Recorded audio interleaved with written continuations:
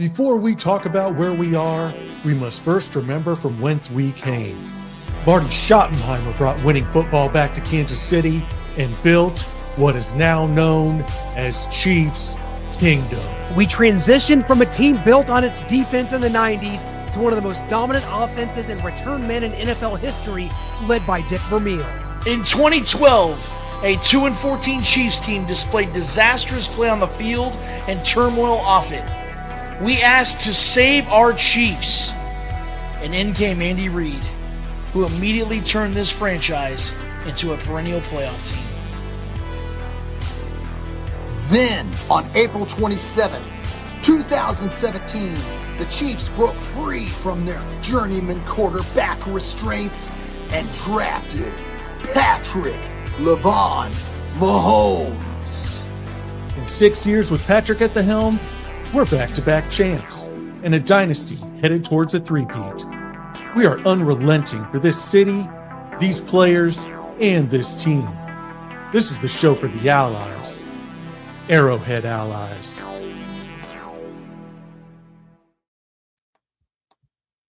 It's a new year. It's 2025. Welcome to Arrowhead Allies, where we are kind of like a golfer that's in the clubhouse with a 4-stroke lead right now at Chiefs Kingdom. You're here. You're looking at it. You're looking live. I know what you all said. You guys are crazy. You're going to go live during the Rose Bowl, during Ohio State, Oregon. Well, as our guest here, former Chief Bill Maas can attest, that game is at halftime, and it looks like it's all over but the crying, Bill Maas. The college football playoff, before we get into any Chief stuff, I just got to ask, how have you been enjoying it so far? Arizona State earlier in Texas was a good game, but other than that, it's been a little bit anticlimactic, and Ohio State just running away with it here. Bill, how are you, sir? I'm doing great, guys. Happy New Year's. Hope you guys had a good holidays. And now that it's getting behind us, it's kind of time to focus in on the Chiefs and where they're headed, isn't it? It absolutely is. And I want to start off, Bill, I talked to you about this with going a little bit back before we get into kind of where the team is now in the playoffs. Going back to the 4th and 2 against the Bills, where Josh Allen kind of took the game into his own hands. The Bills did. He runs for that touchdown to not give the Chiefs even a chance at coming back in that game. It's kind of a smart strategy, but that's a team we would likely face in the playoffs. We'll see how it all shakes out. But you can talk over this video, but I want to go back and look at Chris Jones and what he did or didn't do. It looked like he had a chance at Josh Allen, but got pushed out of the way and gave a big hole to Josh Allen. Yeah, he did there. I mean, this was earlier in the season, and this defense has really changed since then. Their gap identity has gotten a lot better. If you look outside too, look at Karlaftis. He goes so far upfield that helps create that hole even larger. One of Chris's signature moves is coming straight into the guard and grabbing his hands tight inside and flipping them as he flips his hips to get in the inside gap. He's done that, and he excels at it. At that time right there, he just didn't get the hands over, and that guard just stuffed them and shoved them down inside. But the one thing that this defense has done and gotten better at has been the gap control and how they pressure the quarterback, because they understand, and Steve Spagnuolo probably had long talks with them over a long period of time on getting better in the aspect of, look, guys, we weren't what we were last year. We have to find different ways to pressure the quarterback. And you can see that in the number of pressures and blitzes that the Chiefs have been using. So they know that's an issue, but the gap control has gotten a lot better over the second half of the season on how they push the pocket in and not have those gaping holes like you saw earlier there. Hey, Bill, welcome back. It's always a pleasure to have you here on Arrowhead Allies. Big fan, always have been. Thanks, Jay. For many years. Hey, Bill, with the Chiefs ebb and flow this season, we know there was a 7-week stretch from all of November where we played 5 games, and the first couple of games this month where the Chiefs went 6-1. And when you look at that totality, Bill Parcells always says you are what your record says you are. But we know they struggled protecting Patrick Mahomes. He took a beating. And if you want to look at it like, well, the Buccaneers didn't go for 2. Leo Chenal blocked a chip shot field goal. They weren't impressive against Carolina and Cleveland and another game. But specifically to that, do you think it's a good idea to rest the players because we saw what Dan Campbell did in a meaningless game on Monday night. He went out there and said, it doesn't matter if we win or lose this game. We are going to go out there and we're going to be consistent and be ready for that final game. When you look and see what the Chiefs are doing this Sunday by resting so many of their starters, do you side more with Andy Reid, or did as a former player and as a fan too, do you like Dan Campbell's approach with keeping the team consistent? I've always liked Dan, even when I was broadcasting and covering him when he played for the Giants. Anytime I did a Giants game, I made sure that we had a conversation in the production meetings with Dan. Always insightful, always kind and courteous, and you could just feel his passion and energy for the game. And that's why he's been so successful as a coach. He relates to his players in that way. There's nothing fake about him. I always say that coaches, when they stand up in front of the team, they're like teachers in school. When you get up in front of a group of kids, right, they're going to find you out. They're going to test you. They're going to find out if you're real. They're going to find out your weaknesses. They're going to push your buttons. They know how to do that. But it takes a special guy to be a leader, to go up in front of a group of men and be able to talk and gain their respect day in and day out. And Dan obviously has that. And, the great coaches do. The other ones kind of get found out, and there becomes an issue and a problem, and that's where the tear and the crack starts, and the foundation starts leaking water. But look at Kansas City. When you talk about whether to rest or not rest, or put the pedal to the metal and go forward, Andy Reid's done this a long time, and I remember even back in Philly, he would do the same thing. I mean, if he had the division wrapped up, he rested his guys. Over the course of time, though, I think he's found that it's okay to rest them, but I have to find a way to keep them sharp. And he does different things in practice to make them accountable during practice, instead of daydreaming or wandering off or looking at their watch or their phone or whatever the case may be, to keep them sharp, to keep them in the loop, in the mix at all times. And that's his approach. And I think that you look at the scenarios we have with the offensive line and the guys getting nicked up, I think it's a good time to get some of the guys healthy. With Chris Jones too. I mean, you need him down the stretch here in the next 3 games in the playoffs. So getting those guys healthy and keeping them sharp and in tune, I think that's the right approach for this group. Bill, looking at this Sunday, the Chiefs have to go play the Denver Broncos, who are playing for a playoff spot. They're playing for the 7 seed. And for the Chiefs, we know, obviously, Patrick Mahomes, Travis Kelce, Chris Jones, you mentioned, are obviously not going to be playing on Sunday, but you have to field a team. You have to attempt to be competitive and have some depth and be able to get through a football game. So what are the challenges that Andy Reid is facing here? Like, there's some guys out there you think about, okay, would a Nick Bolton play in this game? Hollywood Brown just came back from injury. How do you work him in and try to keep him, keep some momentum going for him? How difficult is it for Andy Reid and this coaching staff to try to massage this roster and find just the right combination of guys to go out there and just kind of get through a football game? Yeah, I mean, it's a challenge, right? I mean, pick and choose, and what if one guy gets nicked during the game? I mean, right. It's forever changing. I think the thought process is the big picture in the next 3 games after this game. Sure. And so they want to get through this game. They want to see guys play. They want to see them play well. They want to tailor a game plan to control the flow of the game, if it can be done. Denver's got everything on the line that they need too. They need a win. To get in the playoffs, they need a little help too. But they're at home and they want to take care of business at home and big steps. They saw that game last week in Cincinnati. Bo Nix has really come a long way for sure from the beginning of the year, and that's hard for a rookie quarterback to do, to step in week 1 and play and not get rattled or not get beat up or not get discouraged. I think that he and Jaden Daniels up in Washington, just outstanding years, and it's kind of rare for that to happen at the quarterback position with rookies. So they got a lot to play for. It'll be an interesting game, but I think the big picture is, let's get through this deal. Let's get our guys healthy. Let's get some experience snaps See if DJ can make it through a game and get him up to speed. That'll be interesting to watch out how that plays as well. Mm-hmm.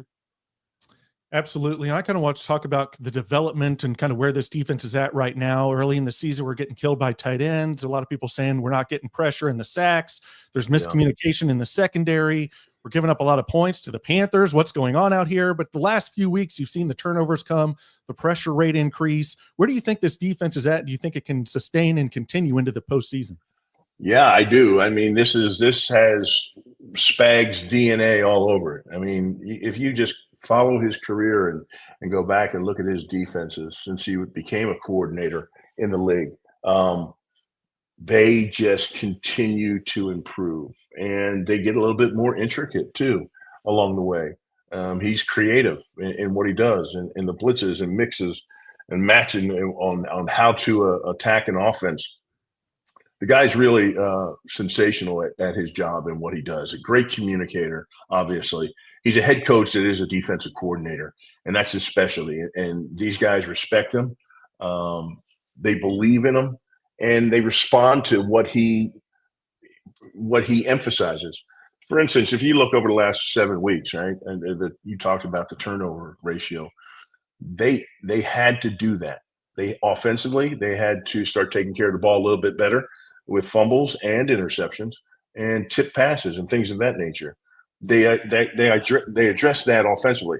Defensively, Spags put the emphasis on these guys to take the ball away, for the interceptions, for the strips, the fumbles, the punch outs, all those things.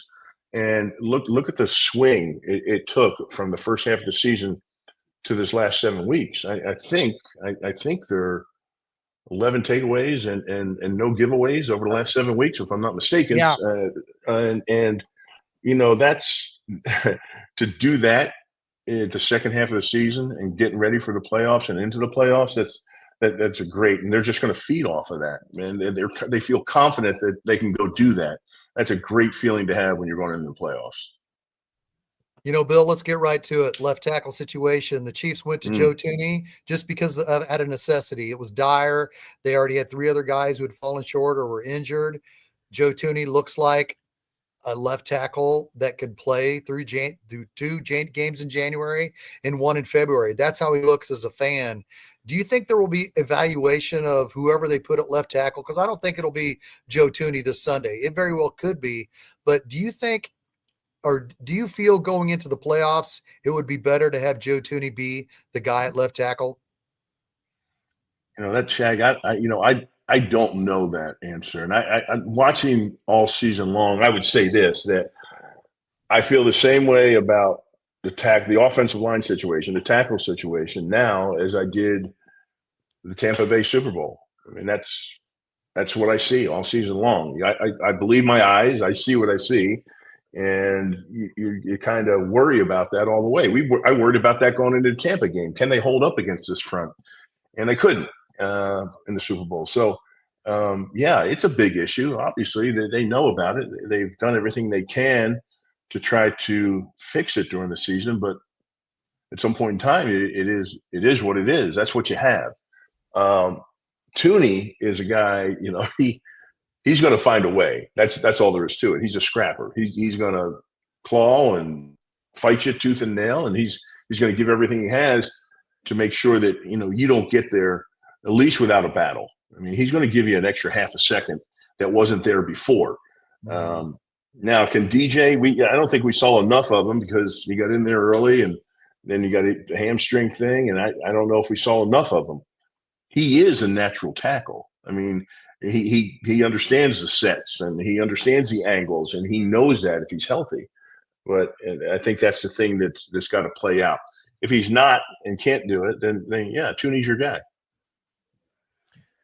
Bill, let's talk about the offense a little bit. Since November 24th, Patrick Mahomes has thrown for 11 touchdowns, no interceptions. You saw the national media. The talk this whole season has been, well, they're just not impressive. They don't win by enough. There's no explosive plays. They're boring. They get lucky. We've all heard it all this whole season long. But now, offensive line issues aside, which does appear to be shorn up just a little bit, when you've got Hollywood Brown now back healthy, when you sign DeAndre Hopkins in the middle of the season, Do you feel like that this offense is coming around now to what, kind of Brett Veach's and the coaching staff's vision was for this offense heading into the 2024 season? And we're just now getting to hit that stride here as the season is coming to an end. Yeah, I laugh at that just because, that's been the talk all year long, and the haters they just pile on. I mean, it's funny, but I get it. The offense isn't what we are accustomed to, but it hasn't been for a couple of years. The best thing about this team is they play team football. They complement each other. Whatever needs to get done gets done. The special teams, the punting game, if you're going to check it down and move it down the field 10, 15 yards at a time, or scramble and pick up 18 yards for first down, or whatever needs to be done gets done. And you need the defense to step up and make a play and get the offense off the field to get the ball back to Patrick and company. They get it done. And that's the biggest thing. When you look at this team from top to bottom and the coaching staff, if you look around the league at coaching staffs, right, this coaching staff has been together so long. Their seniority and rank and what they've been doing, there's nothing they haven't seen before. There's no circumstance that would come up or arise that they don't have a prepared answer for. They don't get caught off guard. They're not going to miss a timeout. They're not going to – these things don't happen with this team, which you see around the league. You see all these other teams. There's 9 new coaching jobs that change every year, right? And all these young guys come in, they bring in other young guys, and they don't come close to the knowledge and experience that the Kansas City Chiefs staff has. And so what you're seeing is the product of, they call it luck. They get lucky, the refs and all these things. It's just, look, when you're prepared and a circumstance arises, that's when luck occurs your way, because these guys are prepared for everything, and they don't get caught off guard. You see it around the league. You see it in all games you watch, college football, pro football. You see it's like, oh yeah, I forgot. And these mistakes pop up and it costs them the game. Sidelines, time management, all kinds of things. It doesn't happen with the Chiefs, and that's because of that team concept from the coaching staff all the way down through the ranks of the players on the field. Absolutely. And Bill, they say that styles make fights. So looking ahead to the playoffs, is there a team that has a style that you're worried about the Chiefs matching up with? Not that you're worried and scared, but just like, if I had my druthers, if I had my pick, it wouldn't be them. But like maybe the Bills, the Ravens on the NFC side, is it the Lions and Eagles? Who do you think the Chiefs stylistically would be a good matchup for the opponent?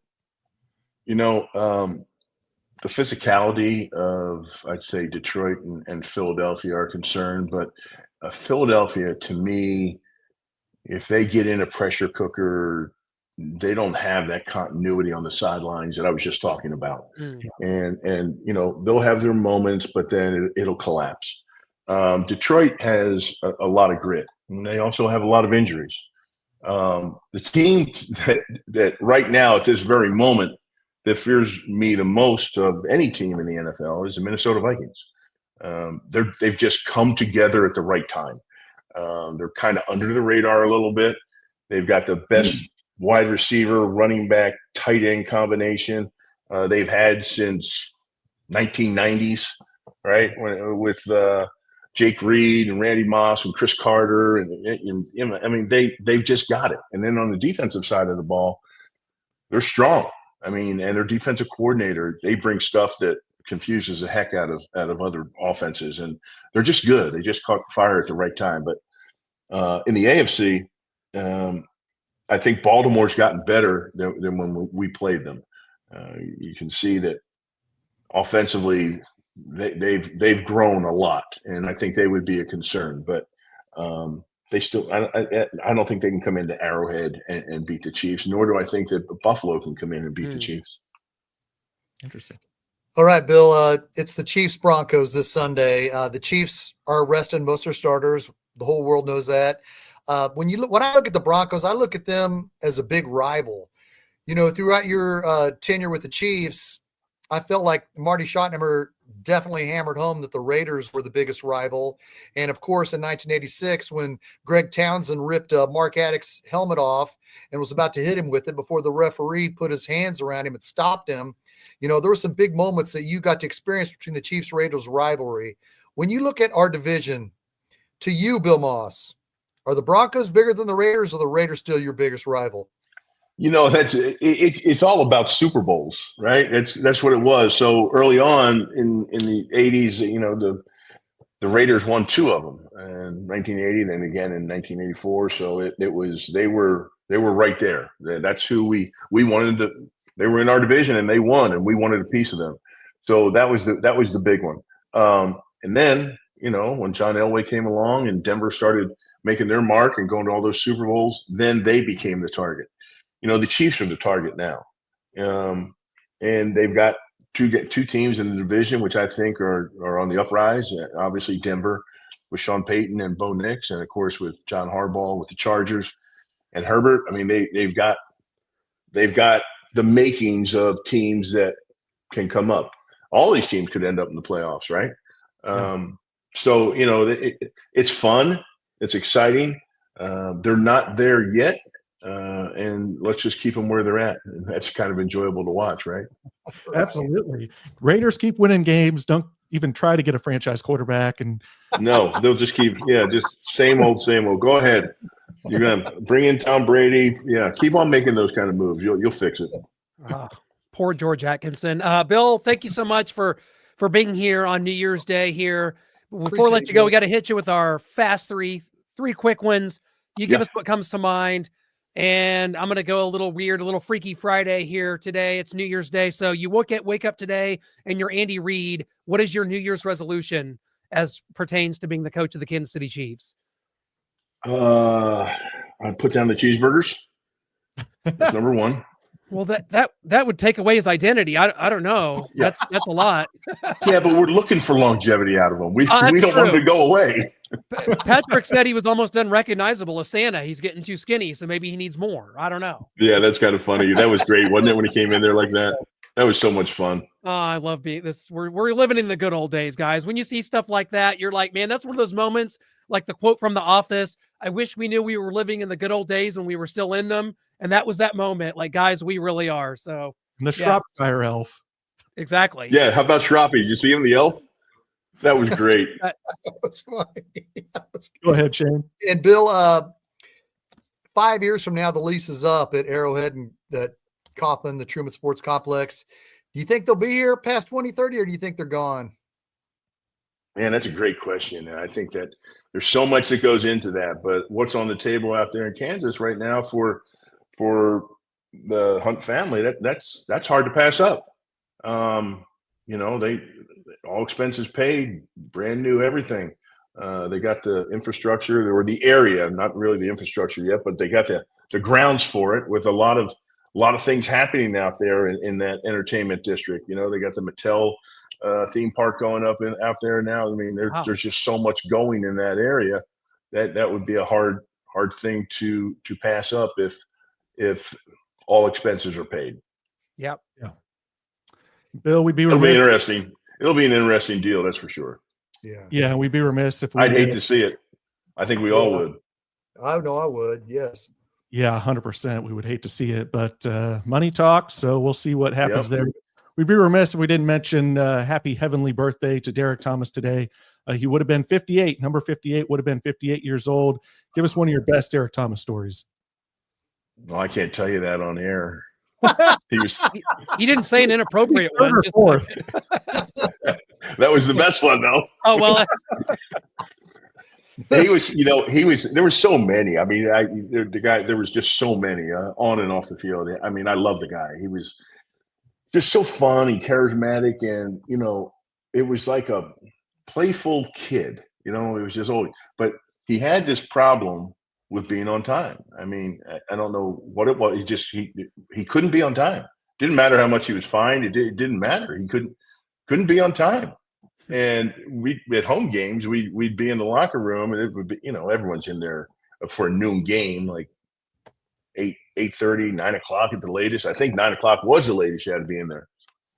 11 o'clock, he come rolling in the door like, "Hey, everybody, what's going on? How are you?" And like Marty's face was like redder than the Chiefs jersey, and it was just smoke blowing out his ears. And we're about to literally, like our time to warm up is 11:10, and we got to be out on the field.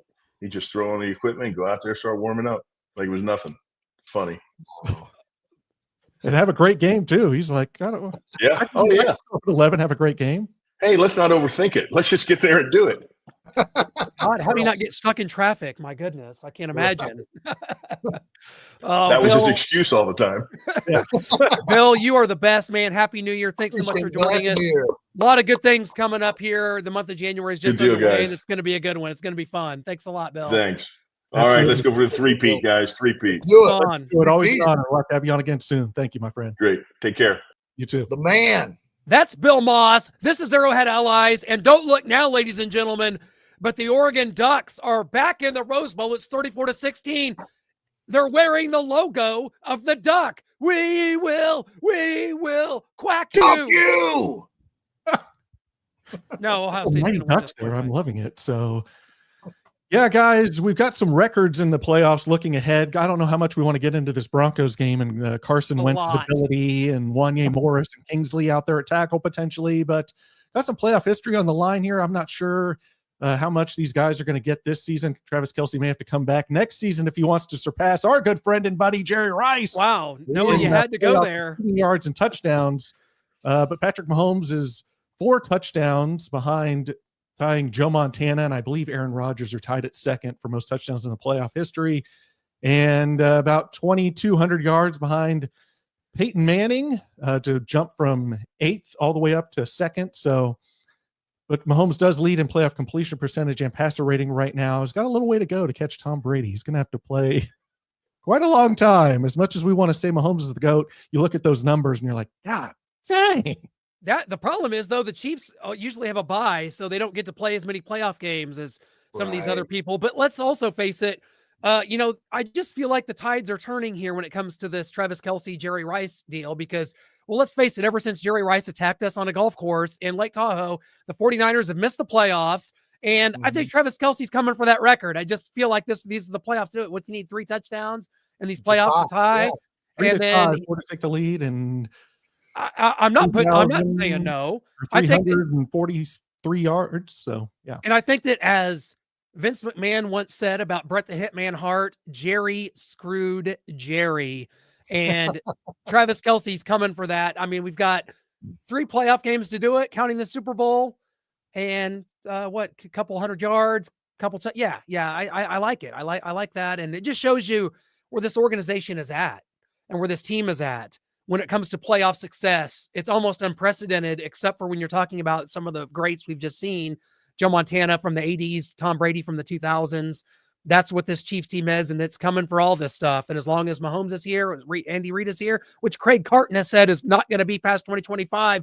Craig Carton on Fox Sports 1 says, Shane, goodbye, Andy Reid. They keep saying that. They've been saying that for the past 4 or 5 years. Andy Reid will go when he wants to go, and nobody knows when that'll be. Nobody's got a source or scoop on it. Specifically to Kelce, if Kelce's open and the safeties don't blanket him and he gets open in the back of the end zone like he did against Pittsburgh, he will score those touchdowns to break the Jerry Rice record. But my concern is, we all saw it throughout the regular season, and we know that Travis Kelce has slowed down. Are we putting too much emphasis on him to become the man he was last year in January? Because last year throughout the regular season in 2023, he was great through the first couple weeks, all of the regular season, as well as the first couple weeks in December. So, if he gets 3, I'm going to say that's all he's going to get. He'll tie it because I don't see him getting 4 in 3-game span.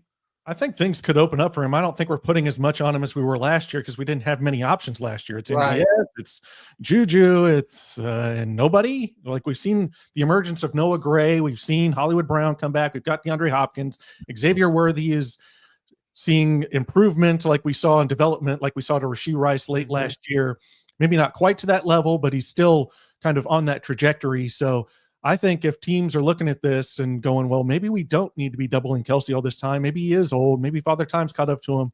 We need to watch out for Xavier Worthy, who's coming on, and Marquise Hollywood Brown. Maybe that does open things up for Travis Kelce to kind of have the same effectiveness he had last postseason. But last postseason, it was because we had to. This is because he's just open because they're paying attention to other weapons. And playoff Kelce is a different Kelce, a force to be reckoned with, one of the GOATs, and this is his time to shine. And that's why I think this is so important, this time that we're living in right now, which is like we talked about before we came on air. Shane's like, man, I've enjoyed this stress-free. I mean, guys, the Chiefs last played, it was 7 days ago, and they don't play again, until for 4 more days, which is going to be non-starters playing. And so by the time this Chiefs team takes a field, it's going to be a 24, 25-day break. And I think that if ever there were a team that needed this and that can feed off this, I think it is this team here that had an early bye week, that has had to deal with injuries all season long and go to the wire and win tough games and overtimes and last seconds. This team needed a reboot and a refresh. I mean, you could make the argument that this team was hitting its stride at the right time and to break the momentum after the Pittsburgh game. But I think that was a culmination. I think they knew that that's what they had to do to wrap up that 1 seed that day. And then it was time for the giant exhale on Christmas Day, the exact opposite of a feeling as we had last Christmas. So in the end, I think that this is exactly what this team needs right now. And very excited. I mean, and to be able to just watch the rest of the league and watch what other teams have to do and know that the Dolphins, how much help they need, the Bengals just trying to get into the playoffs, man. And then on the NFC side, a team like the Packers is probably going to be the 7 seed. That's stacking up in that conference to be an absolute juggernaut. And maybe I use that term a little incorrectly, a juggernaut, meaning there's a lot of teams with good records that are capable in those playoffs, especially in the NFC North. But I like just watching the rest of it and what's going on. And for the Chiefs, you don't have to worry about a game or anything for so many weeks. It's like, God, our hearts, our cardiac, ability. We needed this, Noah, to start the year. I need lower cholesterol and high, get the heart rate a little lowered and stuff. I think that's good for all of us.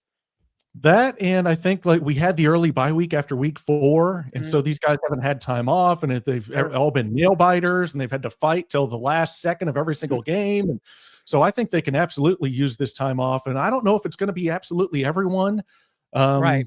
Because I think it's going to be your veterans, some of your like absolute stars that you can't afford to get hurt, your guys that are already dealing with nagging injuries like a Chris Jones, like a Patrick Mahomes, your veteran and Travis Kelce. So I don't think it's going to be absolutely everyone. I think Leo Chanel is going to play a lot, especially with the injury to Jack Cochran that we saw him break his ankle. So yeah, I think that we're still going to get some of our guys some playing time in this week, but I also want to go to this. We could be getting someone back. That's Jalen Watson running down the Chiefs practice facility there. And Andy Reid says there's a chance for McColl, whose practice window's open. There's a slight possibility for Jalen Watson. I'll run this one more time. Rashee Rice, people saw a picture of him and maybe he's coming back. No, that's not happening. And Sky Moore is also with his core injury that's not quite healed yet, or it is healed and they just don't want him on the field. I'd love to see Jalen Watson return, Oh. but then again, we're gonna have to see if he's up to speed of what he was before he got hurt, because he was the number 2 corner to Trent McDuffie, without a doubt. Josh Williams has came on and has played decent the last couple of games, while the Chiefs defense has played decent. So it's nice to see Jalen Watson running, but I don't know if we have that much time left in the season to get him to see him play. Well, that's the good thing about having 24 days off, though, Noah, because not only that, but then you've got a divisional round and you've got an AFC championship game and then 2 more weeks off and then a Super Bowl. If nothing else, there's the hope of like, hey, if this team's in the Super Bowl and that game's not played for another, it's a month and a week. So 5 weeks from now, the Super Bowl is, that gives you another like little carrot to dangle to maybe have someone else in the Super Bowl. And like, oh, well, he hasn't had a chance to go out there in the game. You're just going to throw him out there in the Super Bowl. Like, you can put some packages in and see how he does. And if he's firing on all cylinders, keep him out there. And if he looks rusty and out of it, take him out and just sit him down.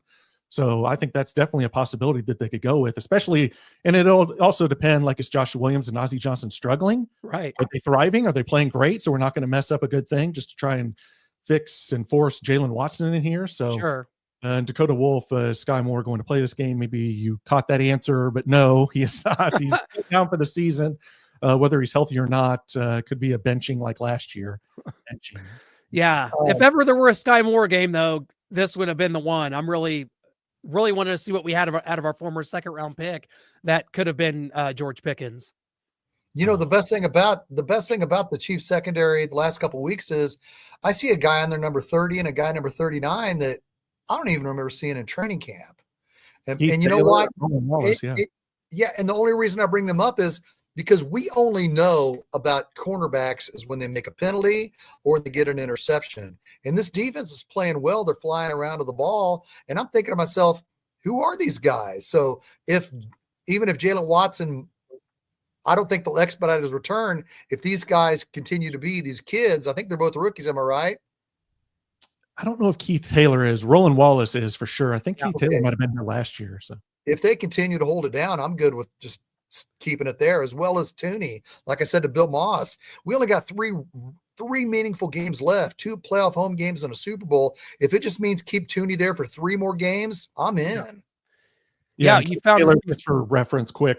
Yeah. Keith Taylor was drafted in 2021 by the Panthers and was here last year. Okay. Still, he's out on the field. He's out there, so he's not making penalties. So as long as those guys that we don't know, the obscure cats out there on the field. Has that been Brett Veach's biggest accomplishment here in Kansas City? Forget everything else. So. But the secondary and his not only ability to draft a Trent McDuffie in the first round back in 2022 in Las Vegas, but when you think about that same draft, and we've talked about it ad nauseum here on this show, that was the same draft as Jalen Watson and Najee Johnson and Joshua Williams, and to consistently be able to bring in a Jaden Hicks, a Brian Cook, who I'm not the biggest fan of, but Brian Cook has solidified himself as a starter in this league. Playing better down the stretch. Playing better. Yeah, exactly. So we've seen Jaden Hicks. We've seen Chris Roland Wallace. The fact that this pass defense has been so on, and you're facing some of the, the best quarterbacks in the league week in and week out, and you're minimizing that damage. And these guys have grown together and they've grown up together and they've won 2 Super Bowls in a row together to start their careers. That is unbelievable. And that is, I think, the cornerstone of what has made this defensive turnaround over the last 2 seasons. Without a doubt, because it wasn't pretty Brett Veach's first or second year here as a GM when we had to go with Orlando Scandrick and Steven Nelson. I know Steven Nelson's back and he might even play Sunday. That's another but good for the most part, in Bob Nelson's scheme, we had some really bad cornerbacks in 2018. And I think Brett Veach has kept the, he's put in the proper players to fill in, and they've been adequate, and some might even say great. But, if they all fit Spagnola's scheme, I'm for Brett Veach. Keep bringing them in. Keep bringing them in. Absolutely. I mean, he seems to be strong in the secondary. Linebacker, he's done a pretty good job at. Interior offensive lineman. He's kind of hit 50-50 on receivers. Maybe he found something in Rasheed. Well, he definitely found something in Rasheed Rice. Maybe Xavier You just won't see him for another 3 years, but yeah, probably. Missed on McCole Hardman and Sky Moore. McCole Hardman to a lesser degree than Sky. He's given us something. Hasn't been worth the second round pick, but he's got some value in there as a punt returner and gadget guy. So that's as much as I can give him there. That's as nice as I can. Very nice. No, new year, new you, man. Yeah, I'll be as nice as I can, McCole. What's the new saying? Everybody, all the women on Facebook say, "We don't judge, we listen." That's the new thing. Oh yeah, that's a TikTok thing. Yeah. Okay. Well, there you go. Don't judge. No, I'm still judging Sky Moore and Will forever, but that's, you take your lumps. If that's the worst it gets, if that's your biggest mistake, your biggest black mark to where you just can't get over that, and yet here this team is going off, unwavering without Sky Moore so much as contributing like he never needed to be here. It didn't matter. And yeah, this offense, I mentioned it now. The year, yeah, but unfortunately Rasheed's down, but you add in DeAndre Hopkins and Hollywood Brown's back, so that's a thing. So Kareem Hunt's added in there. So this was a graphic we had at the very beginning of the year, excited about this offense. And then Rasheed goes down, Hollywood goes down, Pacheco goes down. But it looks like it's maybe firing it all on all cylinders, and maybe somewhat sort of slightly better with DeAndre Hopkins and Kareem Hunt in there. I don't know. We're really missing Rasheed, so it's tough to say that. But I like it. I love Hollywood Brown being back. My gosh, it just seems like we talked fluidity. It's what I talked about on my post game, and we've seen that the last 2 weeks. And Hollywood Brown has been here the last 2 weeks because it seemed like there wasn't focus during that 7-week stretch of anything on offense. Granted, the left tackle position, and it just didn't seem like there wasn't any continuity. So we've seen that the last couple of weeks, and I consider that a lot. I attribute that a lot to Hollywood Brown. I mean, I hope he stays healthy. I wouldn't even play him the Sunday in Denver. I don't know how they're going to dress anybody or who or how or what. Yeah, and how do you have depth? How do you create depth to get through a football game when there's injuries that occur and that there's? I mean, I asked Bill Maas this because I'm legitimately curious. How do you formulate and massage this roster to get through a football game that you have no intention of really trying to win, but you have to play it? I mean, this is and the other team, by the way, has to play it to the utmost. This is a weird situation where the Chiefs have never faced this before. I know a couple years ago, the Chiefs had the 1 seed wrapped up and the Chargers came to town. They were not a playoff team. Yeah. I don't believe in 2020. So they weren't playing for a playoff berth. And now we have this. We got 3 teams in the AFC West likely to make it here. And then you've got this sort of outward Bengals, Dolphins on the outside. They need the Chiefs' help. And so there's a lot of dynamics here that I think is just kind of fun to sit back and watch the world burn, as they say.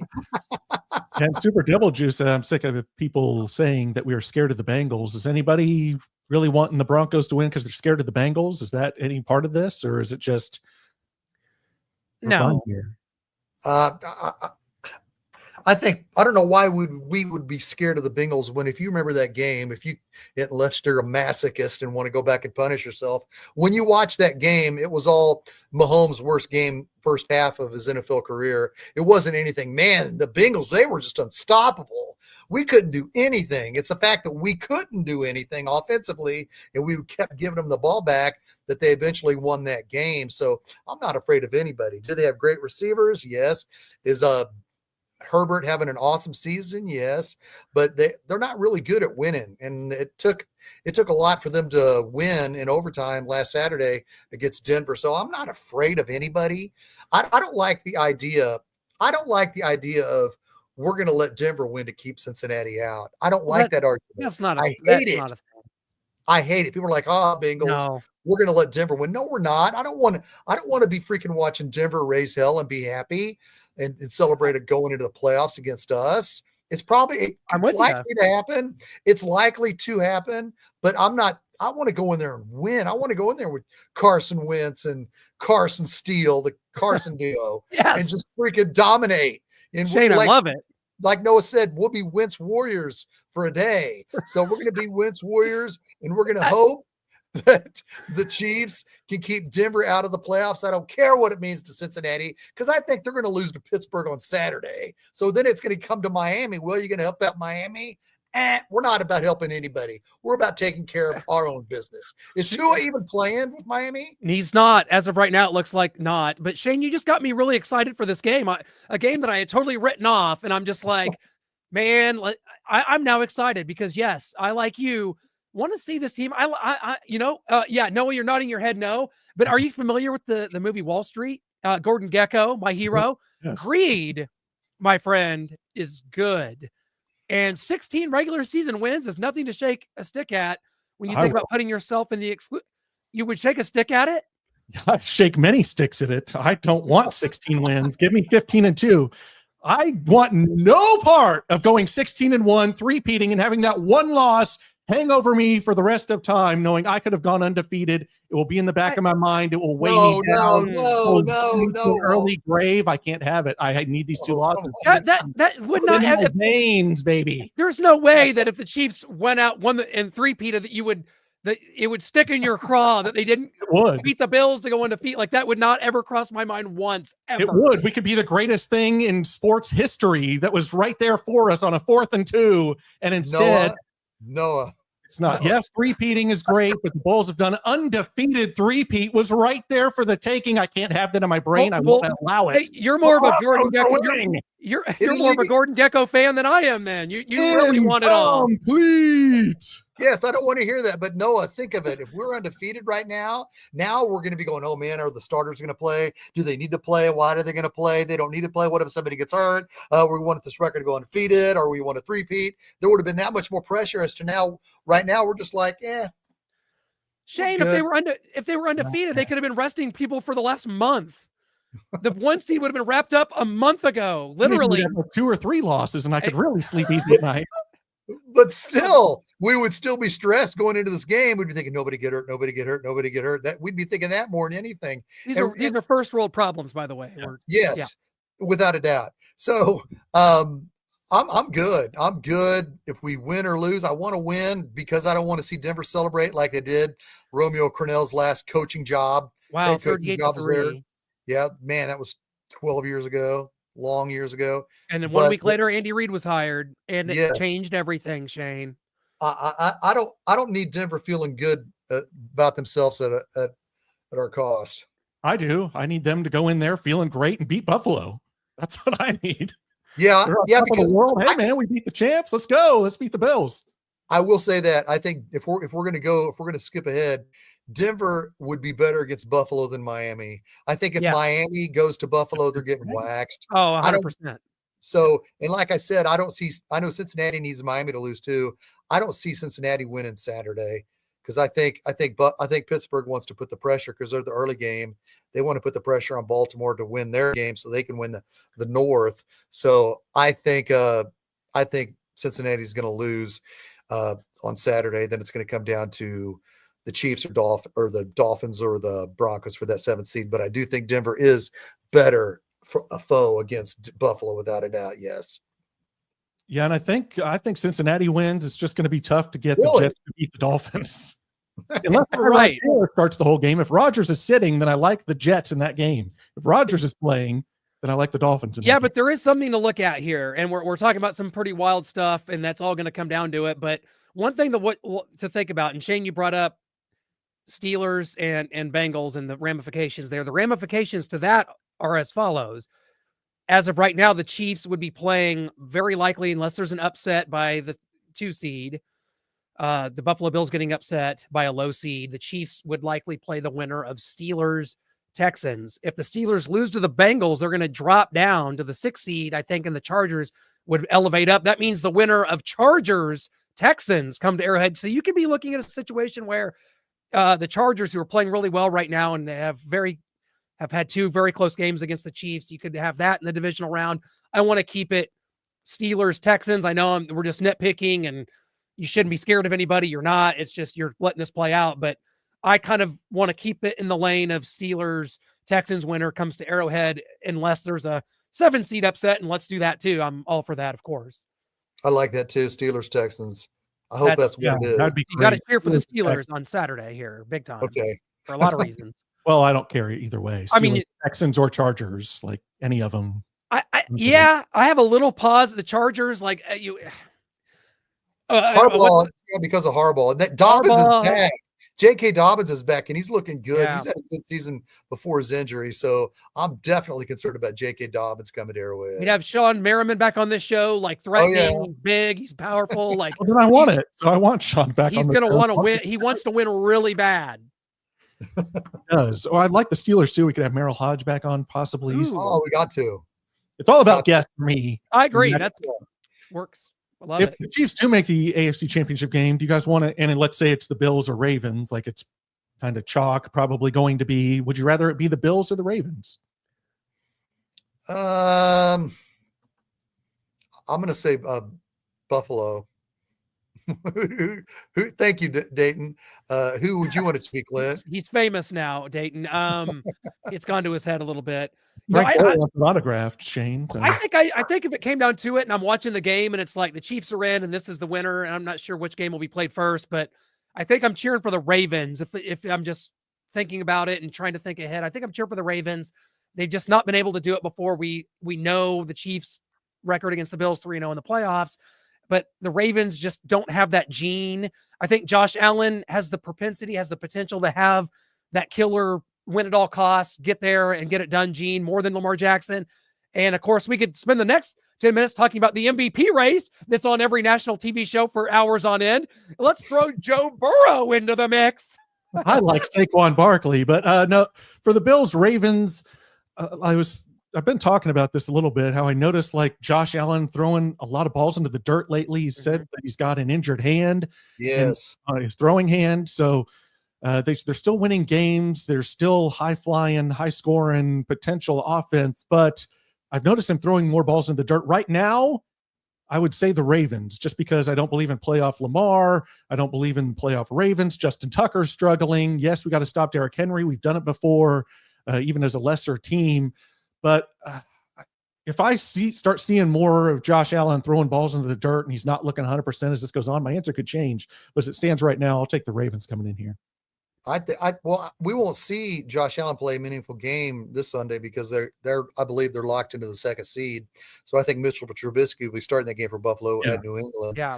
So whatever his hand issue is, he's got, at least 10, 11 days to get his hand situation worked out. But that is a good point. We're going to have to see how his hand looks in that first playoff game, be it against Denver, Cincinnati, or Miami.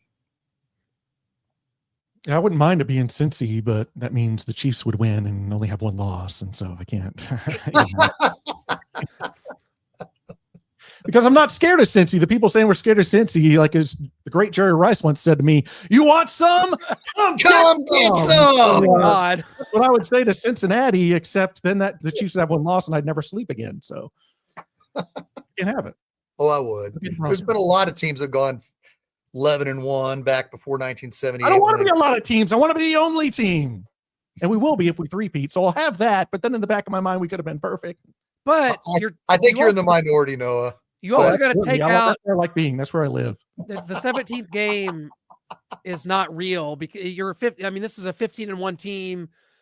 This extra game, you look at the other 15-1. You got to compare yourself against the other 15-1 teams in NFL history, like the 84 Niners, the 98 Vikings that come to mind. The with oh God, not the 98 Vikings. We'll the lose in the championship. 2011 Packers. These are some of the other 15-1 teams. There's only been one 16-0. Pretty sure the 98 Broncos were 14-2, but I could just keep throwing out records from random teams if you guys want. But 2 losses instead of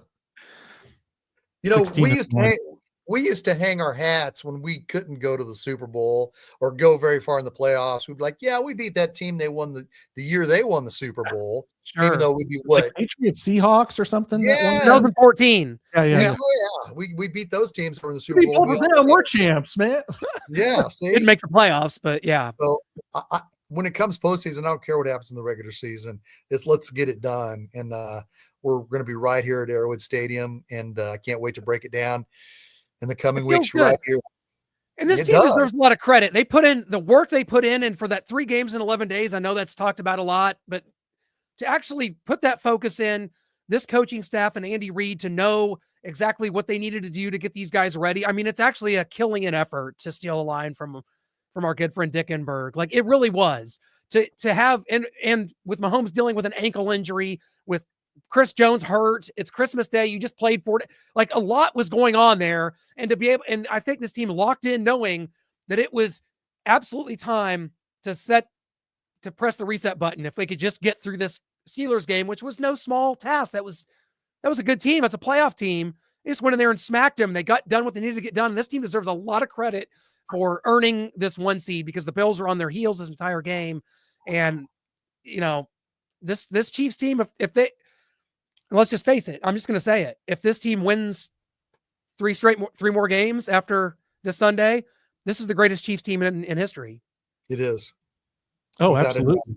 Yeah. Even like you said, with all the frustration and struggles throughout the whole regular season, like you said, it was a Killian effort by these 2024 Kansas City Chiefs. And but before we get to predictions, I kind of want to go back to our predictions or early predictions before we get into Chiefs Broncos. We'll go take back one. Bengals, Niners, Browns. No, maybe this Broncos game. I will be right, and that'll be a loss for the Chiefs. I had the Bengals winning the division. No, I had the Jets. Dear Lord, why did I pull this up? Never mind. This is a big mistake. Niners, Cowboys. Oh boy, this is looking bad. I had the Cowboys in the Super Bowl. Don't worry. Joe Burrow MVP. Yes. We're Well, talking about it here. Mike McDaniel, Coach of the Year. That's horrendous. Max Crosby, Saquon Barkley, Offensive Player of the Year. Hey, I might have been onto something there. Jaden Daniels, Rookie of the Year. Is going to get that. Yeah, I did have that. Chiefs Packers Super Bowl. I don't think so. If I had to pick right now, it'd be Chiefs Eagles. Saquon Barkley's just a freaking animal. So I hate Nick Sirianni, like Bill Maas was talking about. I don't believe in their sidelines, but Saquon Barkley, 2,000 yards. And I don't think he's going for the record. I think they said they're going to hold him out. So not going for the record. Eric Dickerson can keep that. But Clint, let's roll through yours. 12-5. Jeez. Wow. Didn't get any of those losses right. No, I did. No, I did not. It was the Bills is it. Didn't have the Bills on there. And yeah, to look at that and how much we thought of the Bengals, but I was one of the few that liked the Bills as my division champion here. I was one of the few. I don't know. I think I might have been the only one. Yeah. And oh my God, I had the Jets in the playoffs too.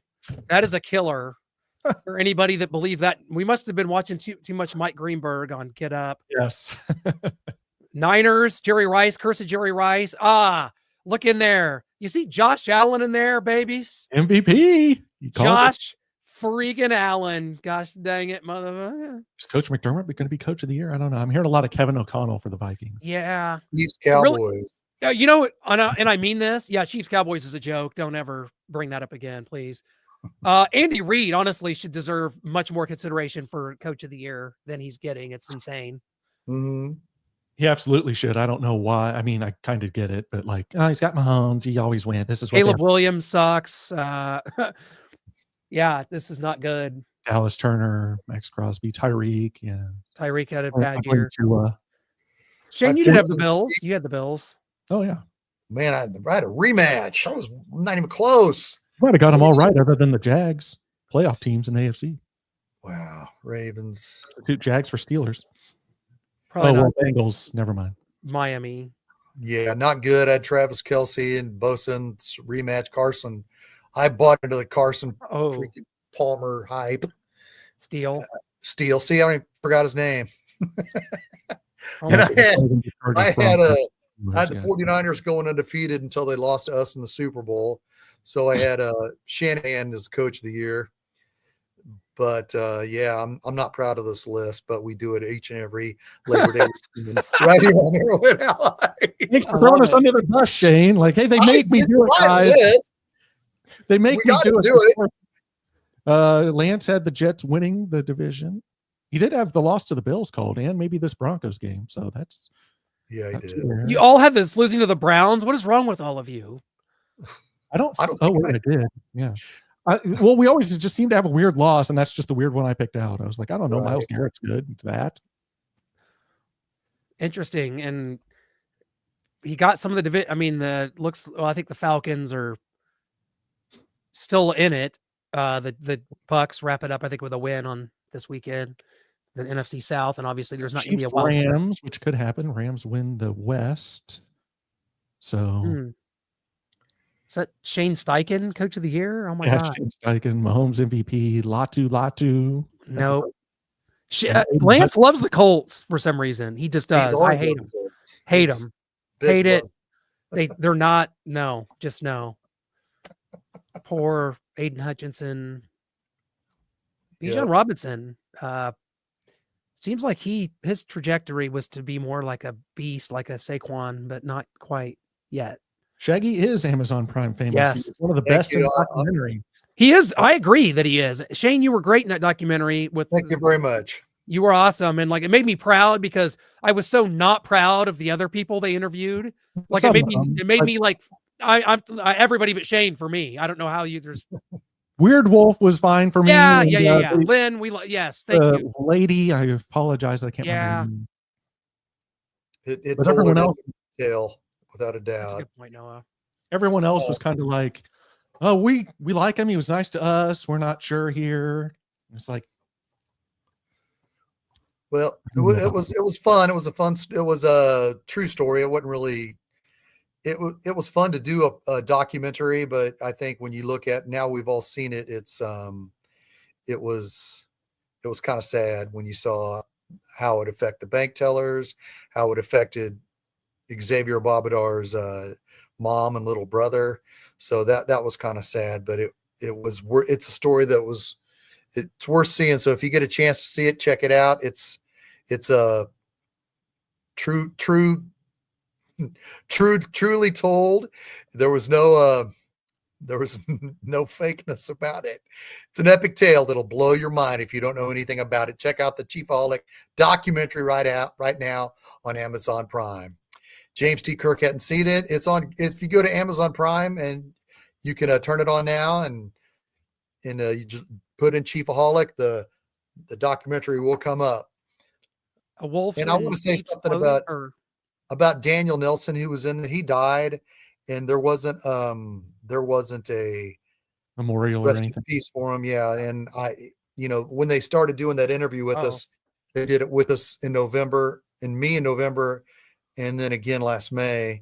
So obviously they did it with him before his passing a year ago. So, rest in peace, Daniel Nelson. He's on there talking about Chiefaholic as well. So rest in peace. And let's break down this Chiefs Broncos game. Antonio's really giving it to me here. He wants me to hear about Tyreek Hill. How are we doing this? Three-peating? Are we going to crush Brett Veach for getting rid of him and building the defense? I mean, if you want me to, I can. No, we've been there. He can watch some reruns. He has been on. Shane won't let me do it, Antonio. I apologize. I was going to lay into Brett Veach for getting rid of Tyreek Hill, but he won't let me. It's sad. It's a sad, sad day. Thank you, James. Appreciate it. And Kenneth says three-peat and dedicated to Joe Delaney. Joe Delaney. I love it.